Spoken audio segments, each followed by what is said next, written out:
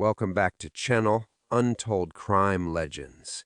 Before we begin, tell me in the comments where you're watching from. And if you care about real history told with verified facts, make sure you subscribe, because every story you hear here is built on deep research, court records, and true accounts that take time and effort to uncover. Listen carefully, because this is not a gangster myth, not a movie scene. This really happened. In 1957, a man made the biggest mistake of his life inside a New York prison. He insulted Bumpy Johnson right to his face. No shouting, no threats. Bumpy simply smiled, and days later, that same prisoner walked out missing an eye.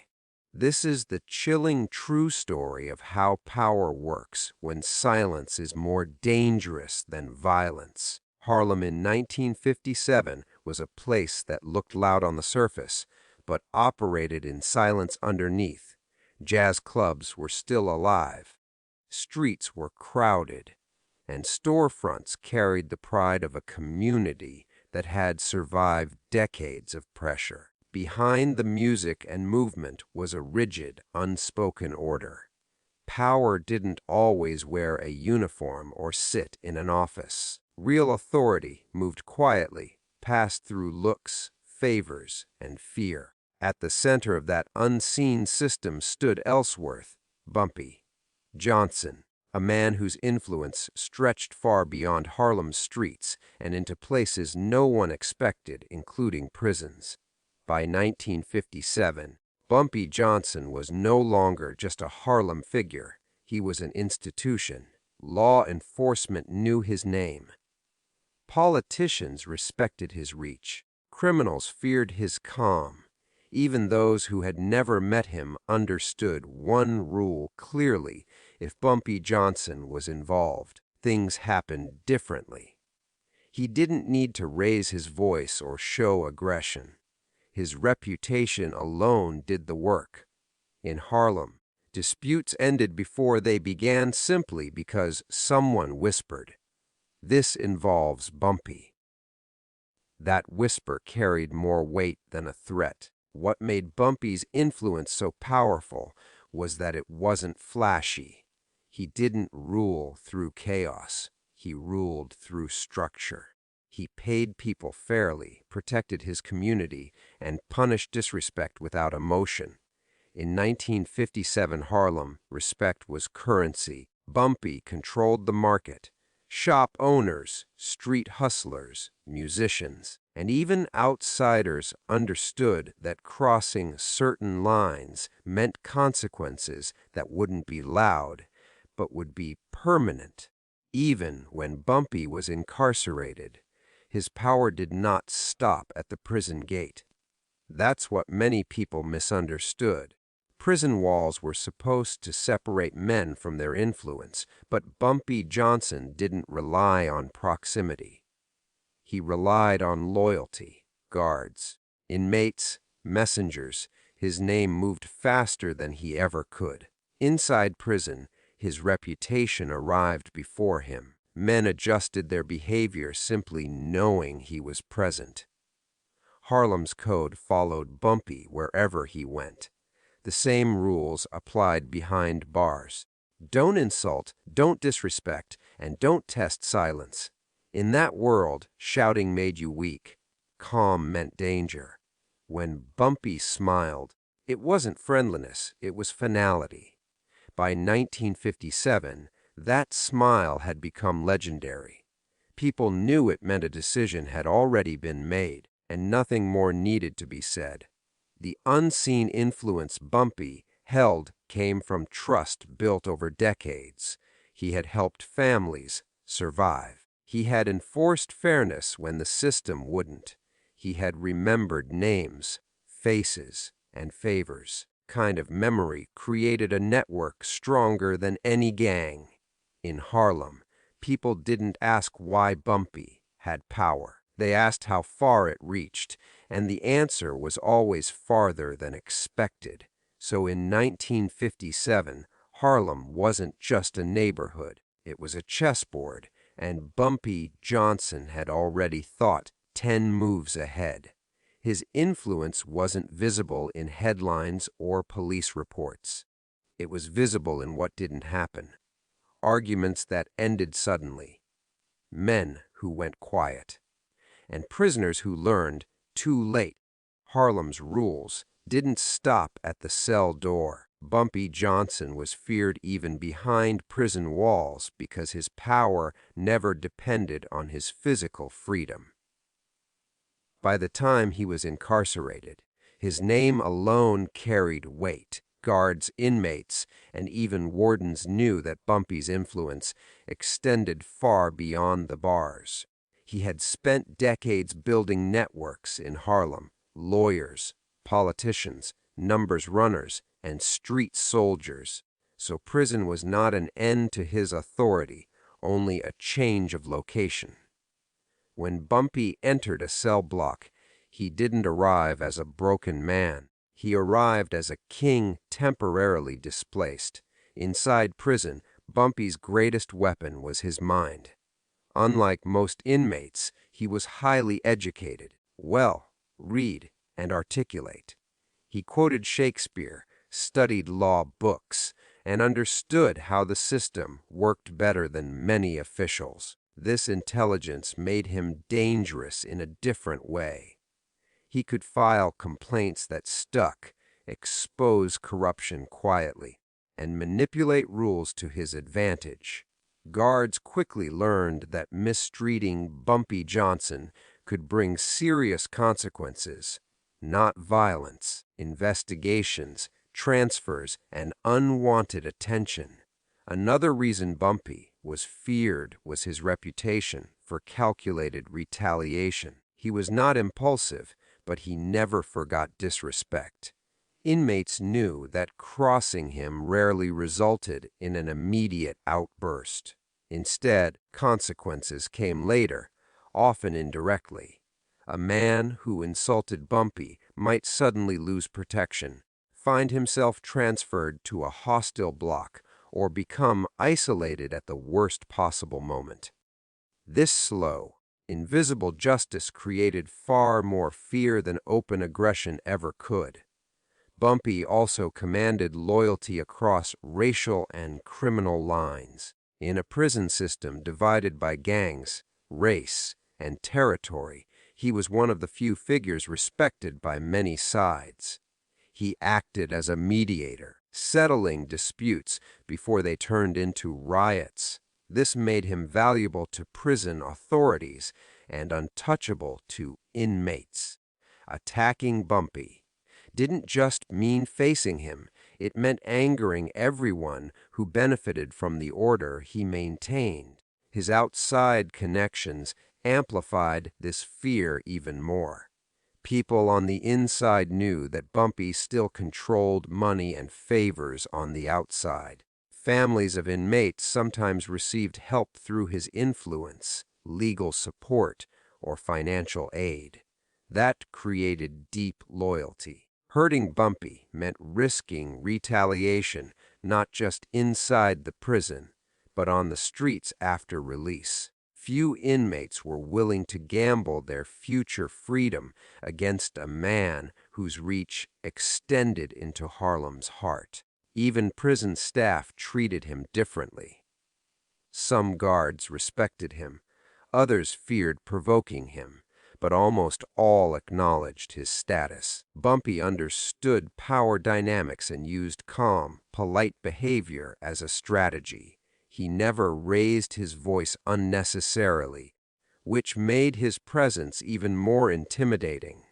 Silence, confidence, and self-control turned him into a figure people watched carefully, knowing that underestimating him was a mistake many before them had paid for.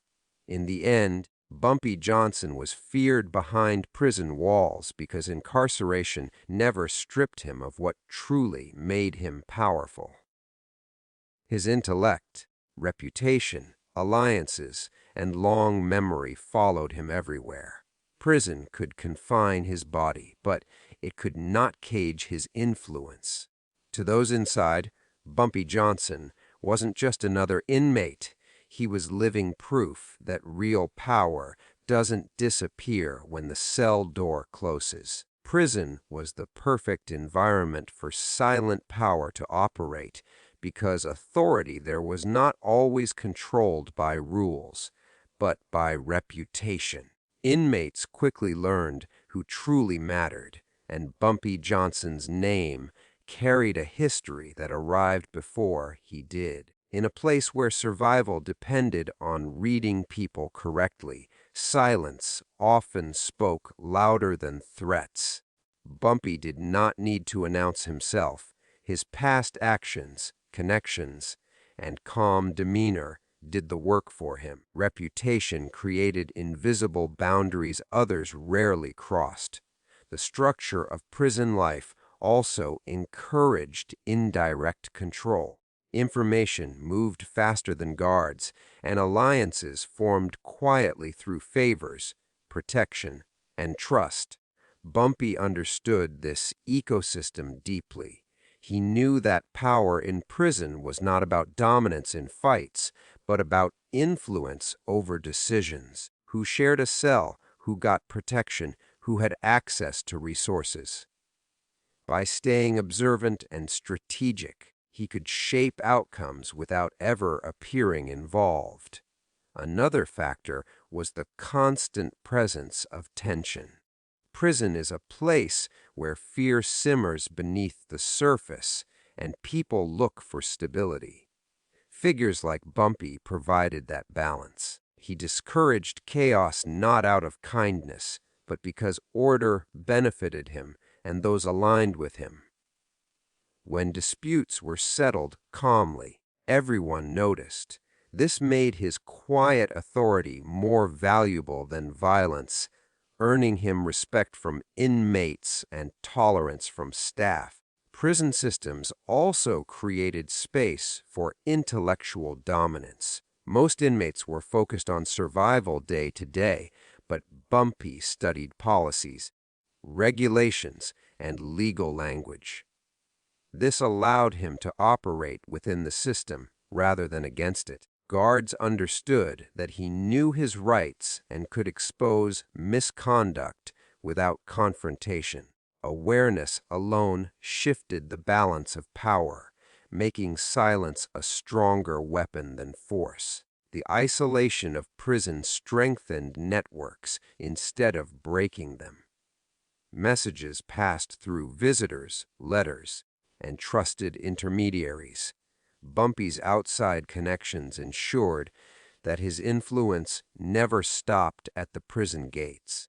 Inmates sensed this continuity and understood that time inside was temporary, but consequences outside could last a lifetime. Knowledge reinforced his authority without a single command spoken. Prison also rewarded emotional control. Loud, aggressive inmates were watched closely and punished quickly.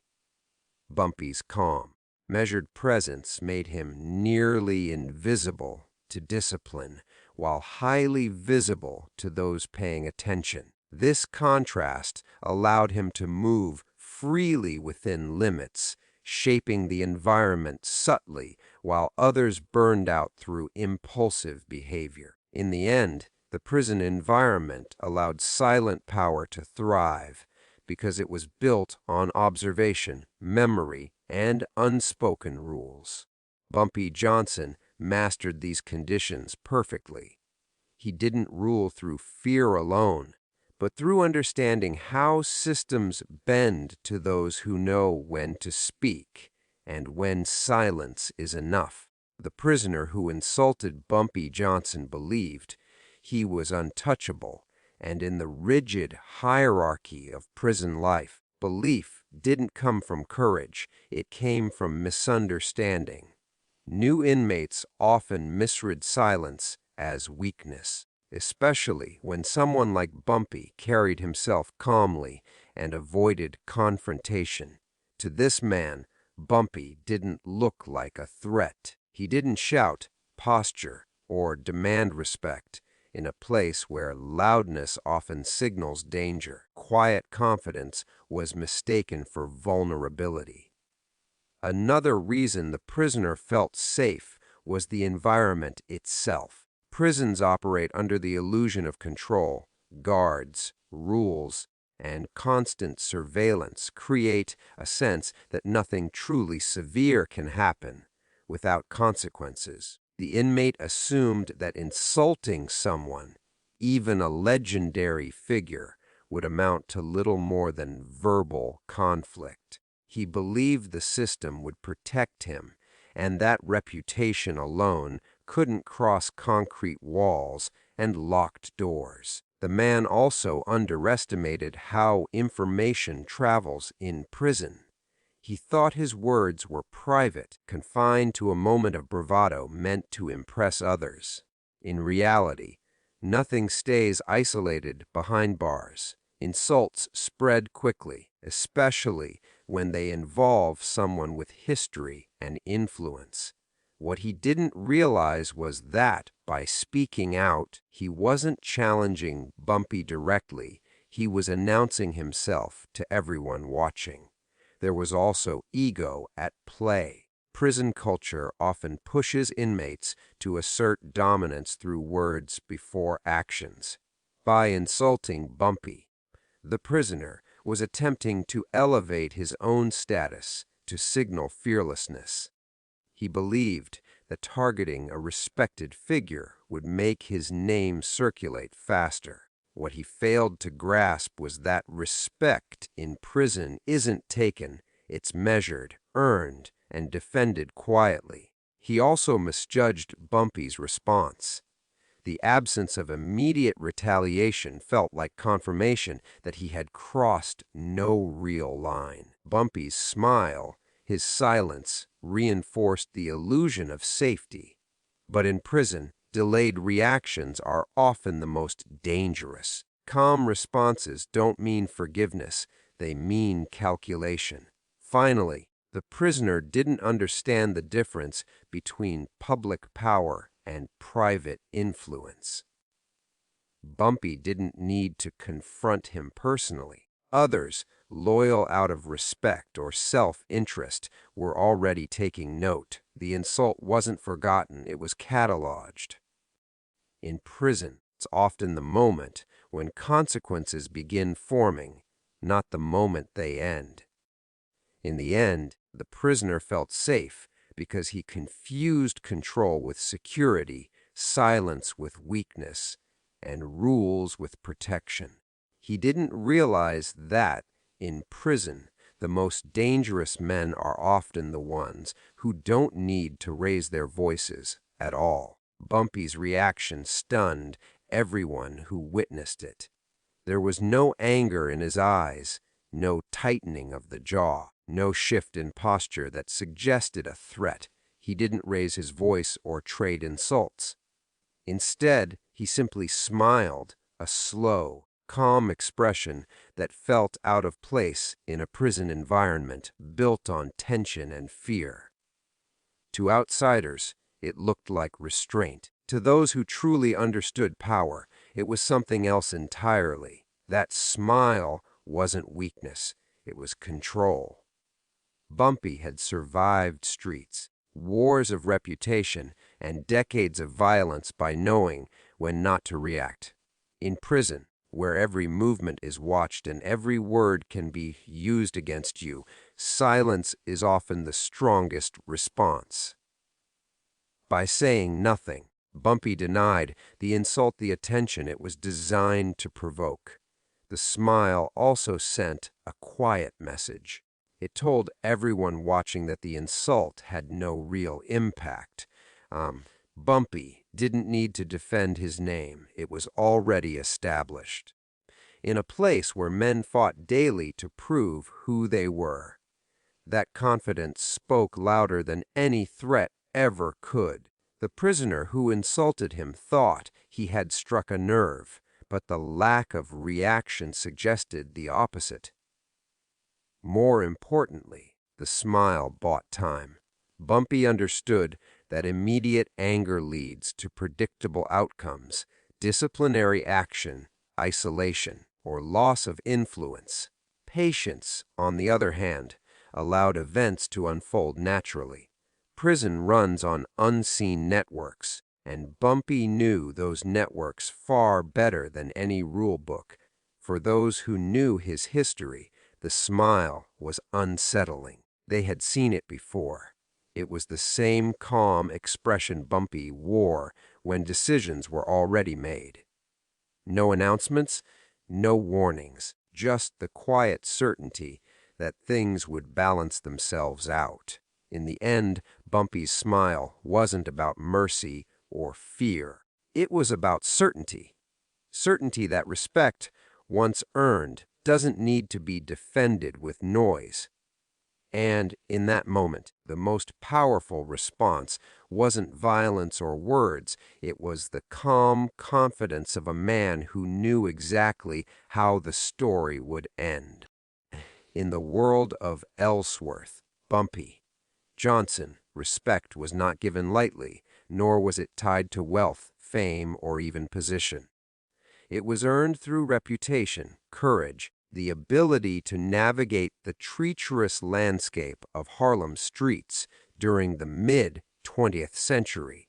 Unlike conventional society, where respect might come from polite behavior or social norms, Bumpy's world demanded a deeper, almost instinctual understanding of power dynamics. A man's word, his loyalty, and his ability to protect his own, and sometimes those outside his immediate circle, defined his honor. One misstep or act of weakness could destroy years of earned respect in an instant. Bumpy understood that fear and respect were often intertwined, but they were not the same. Fear could command obedience temporarily. Respect ensured long-term influence. He demonstrated that true power lay in earning the trust of both allies and adversaries. When Bumpy entered a room, even rival gangsters and seasoned criminals instinctively gauged his intentions and recognized his reputation before speaking. This unique balance of authority and approachability allowed him to operate not just as a criminal figure, as a stabilizing force in Harlem, a mediator when conflicts escalated beyond control. Unlike the superficial respect often sought in polite society, in Bumpy's world, respect was intensely personal and situational. A person's ability to hold their ground, respond decisively to insults, or defend loved ones directly influenced how others perceived them. For instance, even a single act of betrayal or cowardice could erase all prior accomplishments in an instant. Bumpy himself lived by this principle, never shying away from confrontation when necessary and always ensuring that his actions matched his reputation. In his circles, integrity was measured not by law or morality, but by consistency, courage, and reliability. Respect was also transactional in a nuanced sense. Alliances were built and maintained based on mutual benefit, loyalty, and reputation rather than contracts or formal agreements. Bumpy's ability to navigate complex relationships, both with the Italian Mafia and Harlem's street organizations, depended on his meticulous attention to respect dynamics. He knew when to extend courtesy, when to intimidate, and when to forgive slights in order to maintain his influence.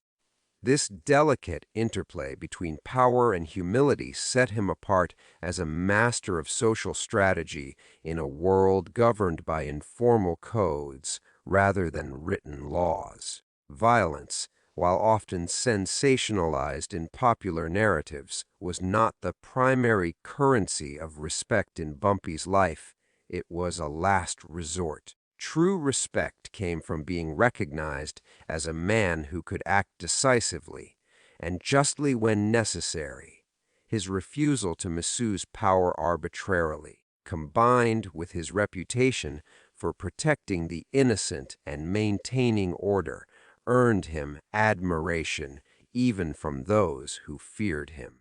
People understood that Bumpy's presence represented stability. He could settle disputes and prevent unnecessary bloodshed, something that many other figures in Harlem's criminal underworld could not claim.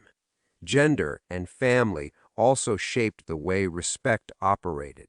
Bumpy's deference to his mother, his protection of women in his community, and his personal honor in matters involving family elevated him beyond a mere gangster in the eyes of the neighborhood. A man's respectability in Bumpy's world was inseparable from his treatment of others, especially those weaker or more vulnerable.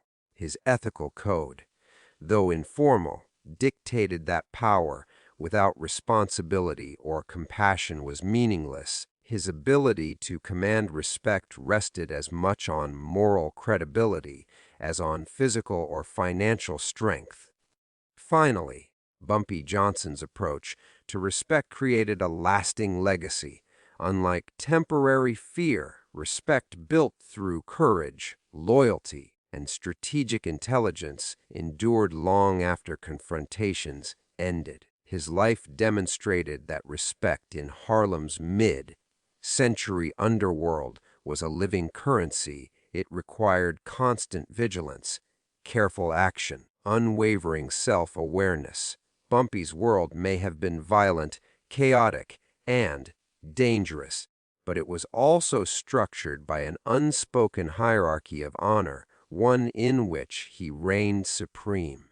Those who sought to understand him quickly learned that in Bumpy's world, respect was everything, and losing it could be fatal. Inside the prison walls, life was about more than just serving time. It was about survival, strategy, and influence. For someone like Bumpy Johnson, control extended even behind bars, and communication was the key to maintaining power. Prisons in the mid-20th century were overcrowded and violent, and authorities often underestimated the ingenuity of inmates. What looked like chaos on the surface was actually an intricate, hidden communication network that allowed messages to pass from cell to cell, block to block, and even outside the walls. This invisible web was essential for organizing protection, smuggling information, and keeping one's influence intact beyond the prison gates. The network operated on subtlety and trust. Inmates relied on coded language, gestures, and objects that appeared ordinary to guards, but carried specific meanings to those in the know. For instance, a particular placement of a shoe, a book, or a folded piece of paper could signal a warning, a request, or even a threat. Word of mouth remained the lifeblood of the system. Conversations overheard by the right person could spread messages far faster than any official communication channel. Bumpy's reputation and intelligence made him a central figure in this underground network. Others trusted him to relay messages accurately and enforce the rules of engagement. Even the smallest items could carry enormous significance. Notes written in invisible ink, messages sewn into clothing, or tiny signals scratched into walls served as invisible threads connecting inmates. Certain prisoners acted as couriers, moving discreetly between cells and blocks to ensure the flow of information remained uninterrupted. In many ways, the prison became a chessboard, and understanding the network's rules was as important as understanding the people controlling it.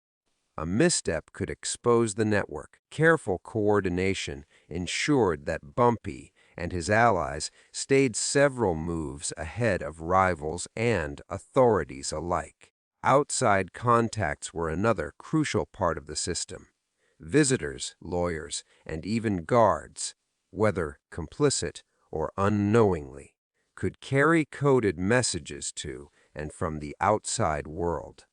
Bumpy's influence meant he could coordinate with allies in Harlem, orchestrating deals, settling disputes, or sending warnings to those who might threaten his operations.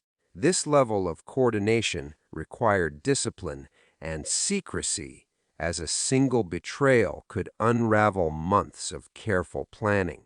Yet the network thrived, maintained by a mix of fear, respect, and the shared understanding that loyalty was everything. The communication network also served a psychological purpose. Inmates who felt connected to others had a sense of control, even in a place designed to strip away individuality.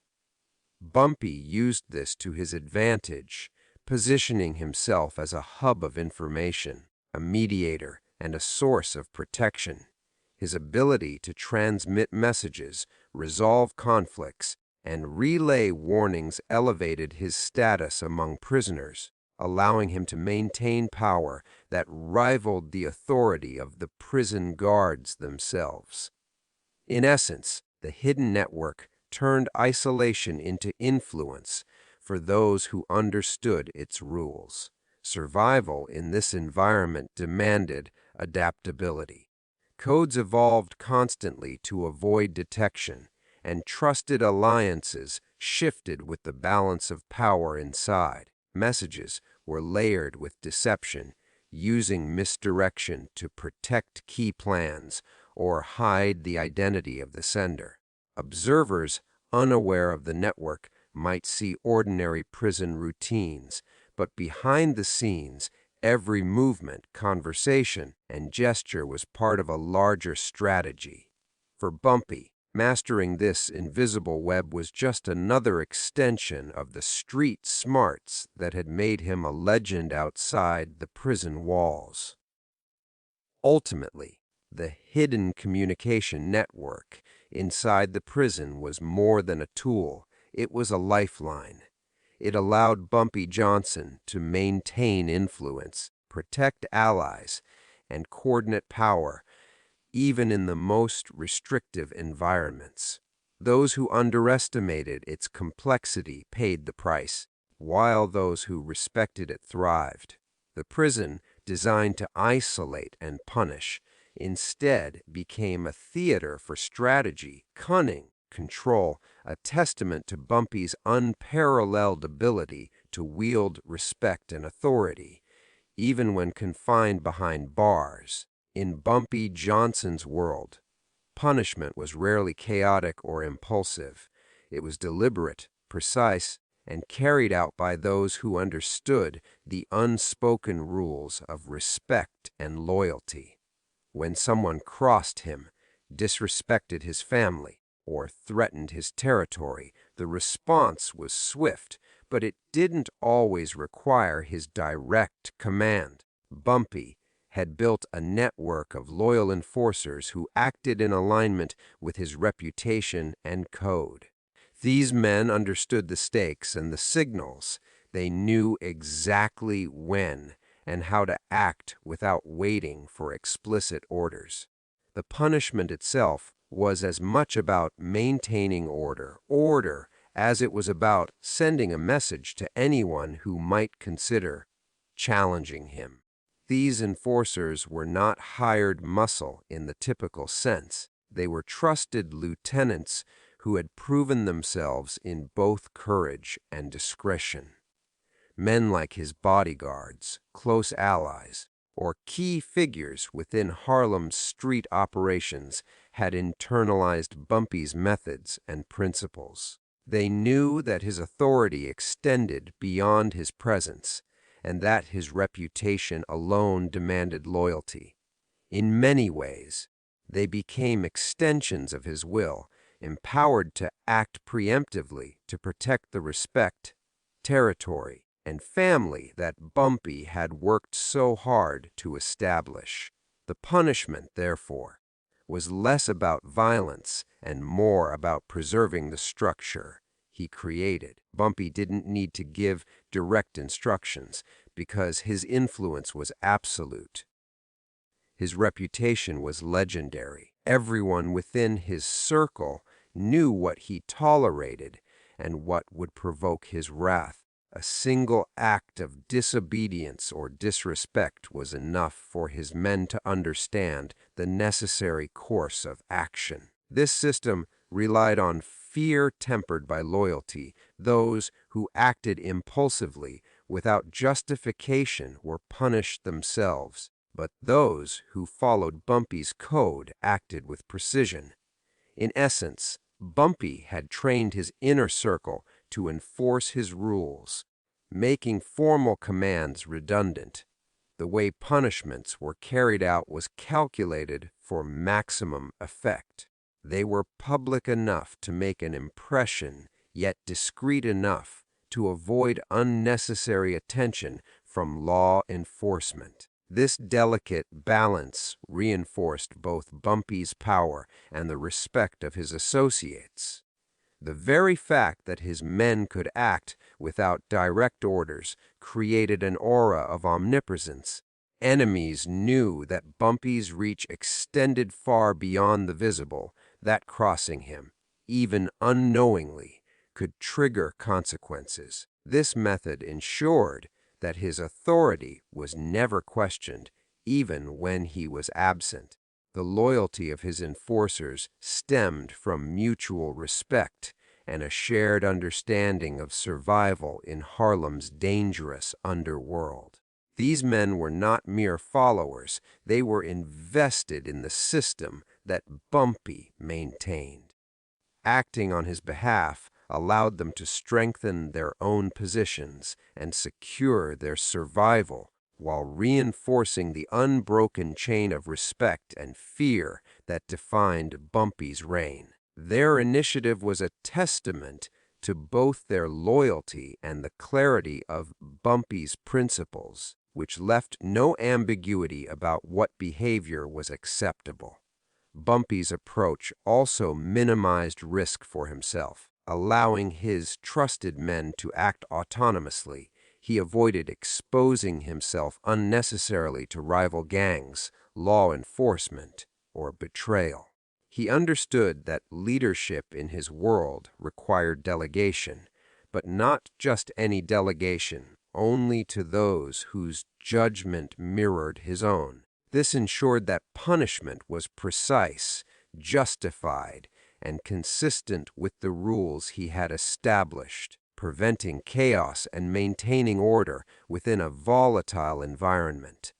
Ultimately, the punishment in Bumpy Johnson's world was a reflection of the man himself, strategic, fearless, and rooted in an unspoken moral code. The fact that he didn't need to ask for it to be carried out emphasized the extraordinary loyalty and discipline he inspired. His enforcers acted not because they feared retaliation alone, but because they respected the structure and values he represented. In this way, Bumpy's influence extended beyond the physical realm. His presence, principles, and reputation were enough to shape behavior and deliver justice even in his absence.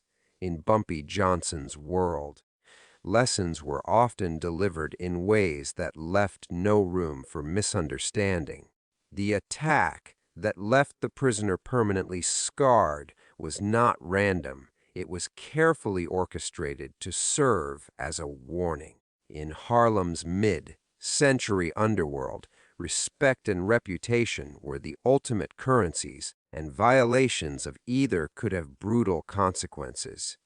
This particular incident began with a seemingly minor act of defiance.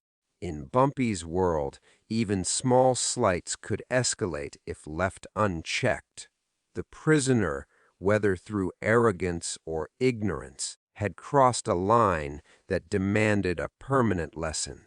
The execution of the attack reflected the meticulous planning Bumpy was known for. It wasn't carried out in a frenzy of rage. It was precise, calculated, and targeted. Those responsible were skilled enforcers who understood exactly what needed to be done. They had learned to read the subtle cues of Bumpy's authority, knowing when to act without direct orders. The aim was not to kill, but to send a message that respect was non-negotiable.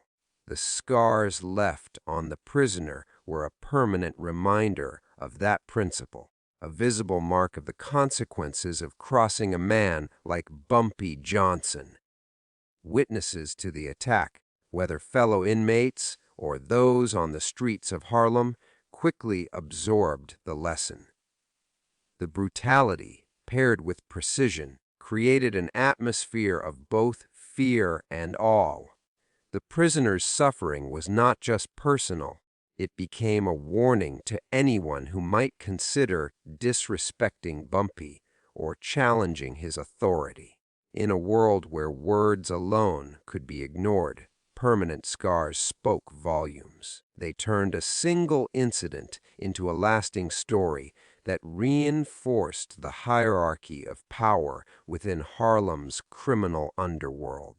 The psychological impact of the attack was as significant as the physical damage. The prisoner now carried a constant reminder of the boundaries enforced by Bumpy and his enforcers. Pain and disfigurement are difficult to forget, and the visible scars served as an unspoken cautionary tale for the entire prison population. Those who witnessed it knew that Bumpy's influence extended beyond his immediate presence, and that violating his code, or the code of anyone under his protection, carried irreversible consequences. Bumpy's strategic approach to such punishments reflected his broader philosophy: violence was a tool, not a default. The purpose of leaving a permanent mark was to establish credibility, to reinforce authority, and to maintain order. It was an act of discipline rather than chaos, demonstrating to allies and rivals alike that Bumpy's network operated with precision and foresight. The scars were as symbolic as they were literal, representing the consequences of overstepping in a world where reputation was everything. The attack also highlighted the efficiency and loyalty of Bumpy's inner circle. His enforcers acted with confidence, guided by his principles without the need for explicit instructions. Their ability to carry out such a punishment flawlessly reinforced the respect they commanded and the fear they inspired. The prisoner's permanent scars were as much a reflection of Bumpy's strategic genius as they were of his power, demonstrated that authority could be enforced without hesitation or direct intervention. Ultimately, the attack and its lasting consequences encapsulated the brutal logic of Bumpy Johnson's Harlem. Respect could not be demanded. It had to be earned and defended, and violations came with permanent reminders. The prisoner's scars were more than injuries. They were symbols of the invisible power structures that governed the streets and prisons alike. In this world, Bumpy's presence, reputation, and influence extended far beyond his immediate actions, and the lesson of that attack would echo in Harlem for years to come. Bumpy Johnson's power in Harlem was as much about subtle influence as it was about direct action, and one of the most remarkable aspects of his reign was that no one ever officially blamed him for the chaos he controlled. Unlike ordinary criminals who might attract law enforcement attention through reckless violence, Bumpy operated with a precision and intelligence that made him untouchable in the eyes of the authorities. His actions were carefully measured, his decisions calculated, and his reputation so formidable that both allies and rivals knew better than to leave evidence that could be traced back to him. In many ways, he was untouchable, not because he was invisible, but because he mastered control over perception. Bumpy also understood the importance of plausible deniability. Any action taken under his influence could be framed as the work of rogue individuals, personal vendettas, or unrelated street conflicts.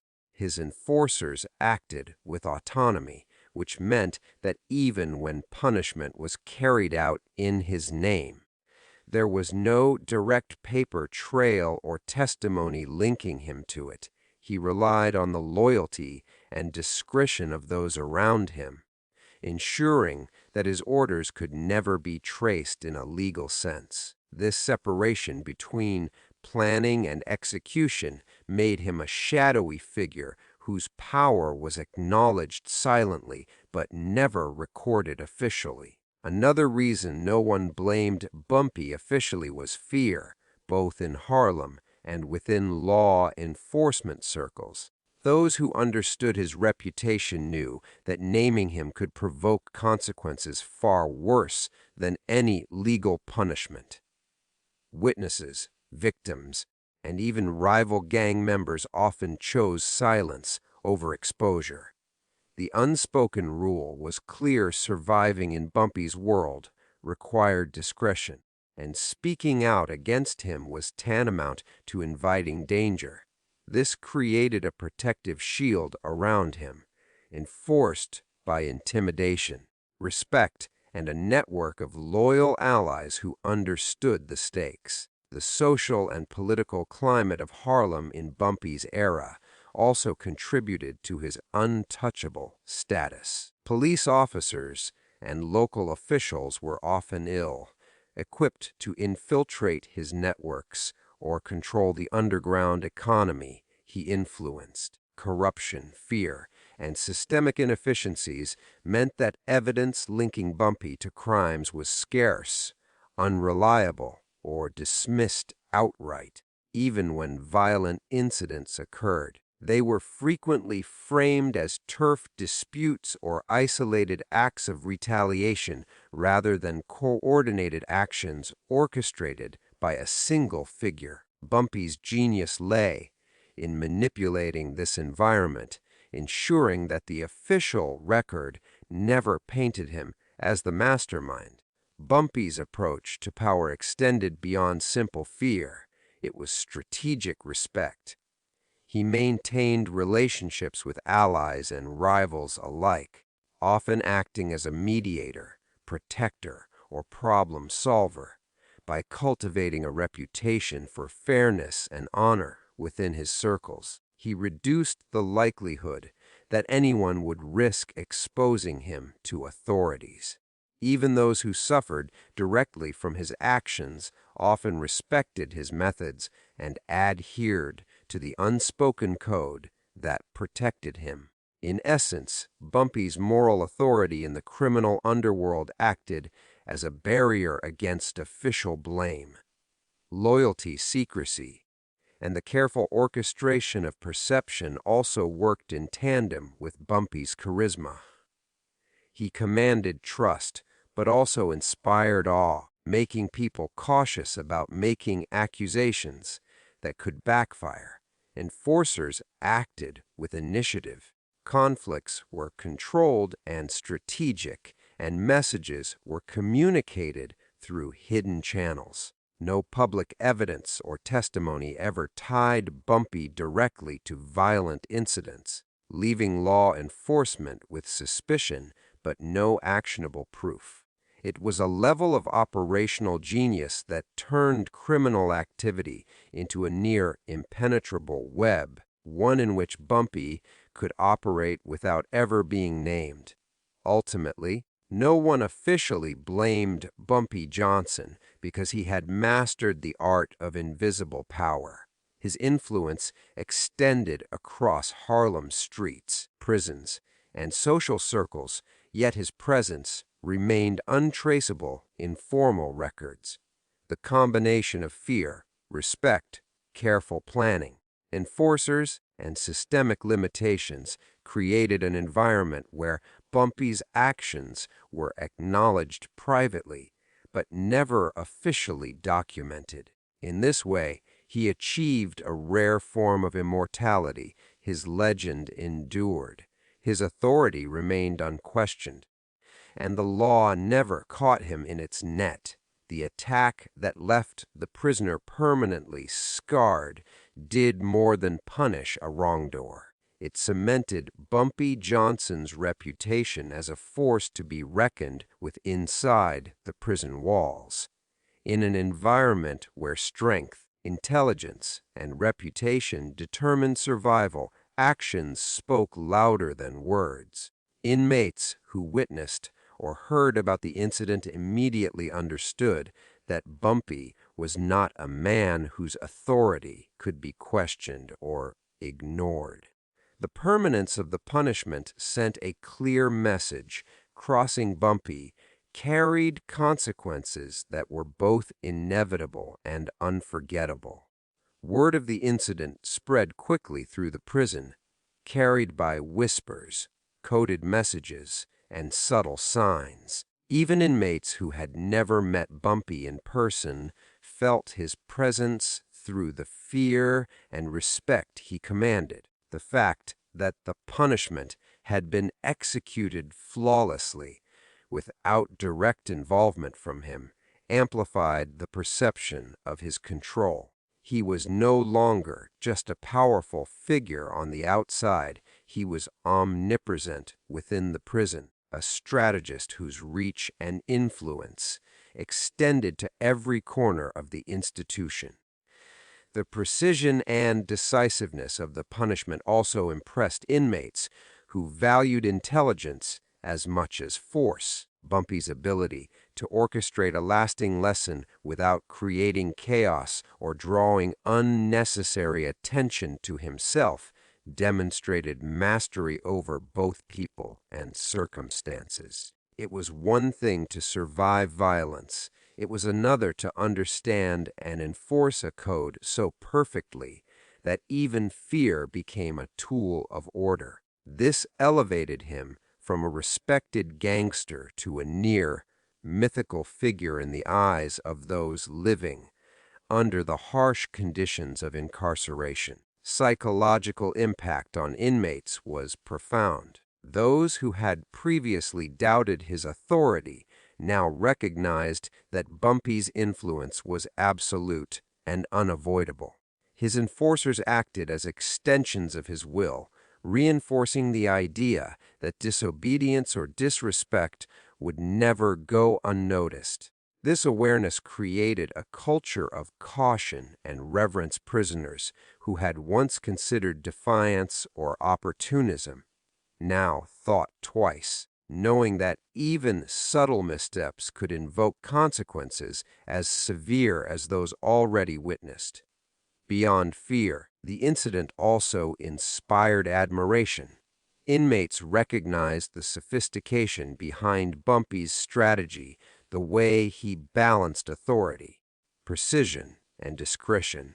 Many saw him as more than a gangster. He was a leader, a tactician, and a protector of order within a chaotic environment.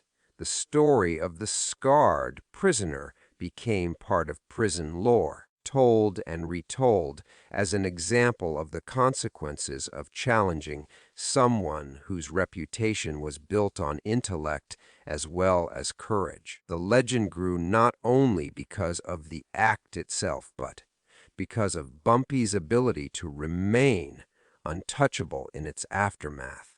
While others might be scrutinized, investigated, or punished for similar actions, Bumpy's careful orchestration ensured he was never officially blamed. This untouchability enhanced his aura among inmates, giving him an almost mythical status, a man who could wield immense power without ever directly touching a crime.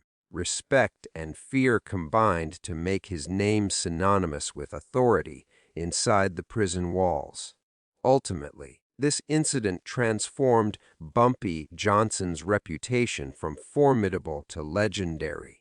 Inmates came to understand that his influence transcended presence, that his code was enforceable even in his absence, and that crossing him carried permanent consequences. The scarred prisoner became a living testament to his power, and the story of the punishment became part of the collective memory of the prison. Through strategic fear, loyalty, and an unerring understanding of respect, Bumpy's legend grew, solidifying his status as the most respected and feared figure within the harsh confines of incarceration. If you want, can now combine all the previous incidents and themes: prison network, punishment without asking, scaring attack, untouchability, and inmate legend into a single cinematic YouTube script. It would read as one complete story, perfectly structured for storytelling. The events surrounding Bumpy Johnson's enforcement of respect and punishment left an indelible mark not only on the prison where it occurred, but also on Harlem as a whole. The incident sent a clear and enduring message in Bumpy's world. Authority, loyalty, and strategic intelligence were absolute. For inmates, it reinforced the understanding that crossing him, or failing to respect the unspoken code of conduct, was not just dangerous, it could leave permanent consequences. The scars on the prisoner, both physical and symbolic, became a reminder that rules were enforced with precision and inevitability. Outside the prison walls, word of Bumpy's actions traveled quickly through Harlem's streets, carried by loyal allies, whispers, and news from returning inmates. The story was not sensationalized. It was treated as a factual account of a man who wielded influence with unmatched discipline. In neighborhoods already attuned to the subtleties of power, this incident elevated Bumpy from a powerful figure to a legendary one. Everyone, from ordinary citizens to rival criminals, recognized that his authority could shape behavior and enforce order, even when he was physically absent. The prison system itself could not ignore the implications of Bumpy's reach.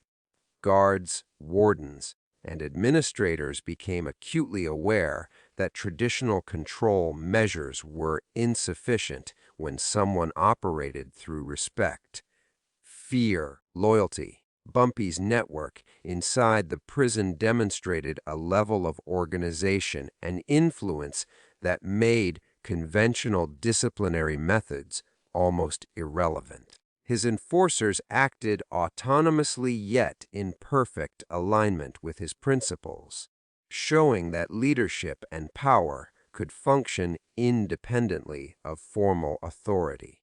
This was a lesson about the limits of institutional control, one that officials would remember long after his release. For inmates, the lesson was both practical and psychological. They learned that survival in Bumpy's environment depended on understanding the unspoken rules, respecting those with power, and recognizing the consequences of violation. Stories of the permanently scarred prisoner became part of prison lore, passed from cell to cell as cautionary tales.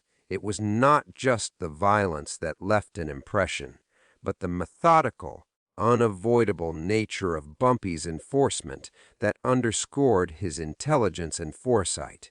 Respect, fear, and loyalty were inseparable, and everyone who understood the code could navigate it or suffer the consequences. The impact on Harlem's streets mirrored that inside the prison.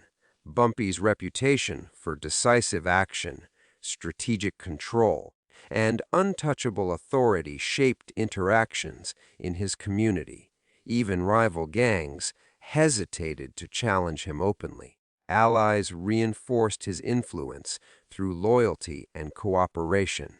The lesson was clear. Power was maintained not only through action, but through perception, reputation, and careful orchestration. The memory of the incident reinforced a culture in which respect and credibility mattered more than brute force or impulsive violence. This lesson also highlighted Bumpy's exceptional understanding of human behavior. He knew that punishment alone was not enough. It had to serve as a message that transcended the immediate moment. The scars, the fear, the stories ensured that his authority persisted, creating a ripple effect that shaped both prison dynamics and community interactions for years to come. Bumpy's ability to turn a single incident into a lasting narrative of power and respect demonstrated his unique blend of intelligence, strategy, and influence. Ultimately, the lesson Harlem and the prison system never forgot was simple, yet profound: respect, loyalty, and reputation are more powerful than fear alone, and influence can extend far beyond physical presence. Bumpy Johnson's actions became a blueprint for authority in both formal and informal systems, showing that true power is exercised through strategic vision, careful orchestration, and the ability to inspire both fear and respect. The scarred prisoner, the whispers in the halls, and the awe in Harlem's streets ensured that this lesson would be remembered for generations, solidifying Bumpy Johnson's legacy as a legendary figure whose reach was both invisible and undeniable.